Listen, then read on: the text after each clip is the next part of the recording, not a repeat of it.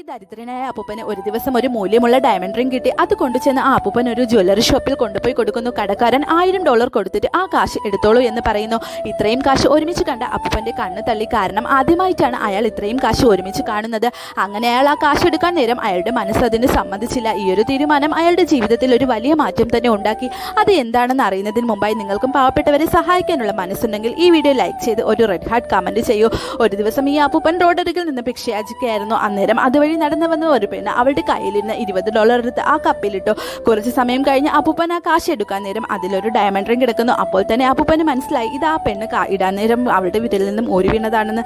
ശേഷം അപ്പൂപ്പൻ അവളെ ഒരുപാട് നേരം അവിടെയെല്ലാം തിരഞ്ഞുവെങ്കിലും കണ്ടെത്താൻ കഴിഞ്ഞില്ല. അങ്ങനെ അയാൾ ഗോൾഡ് ഷോപ്പിൽ കയറി റിംഗ് വിറ്റ് കാശാക്കാൻ നോക്കിയെങ്കിലും അയാളുടെ നല്ല മനസ്സ് കാരണം അവിടെ നിന്ന് ഇറങ്ങി.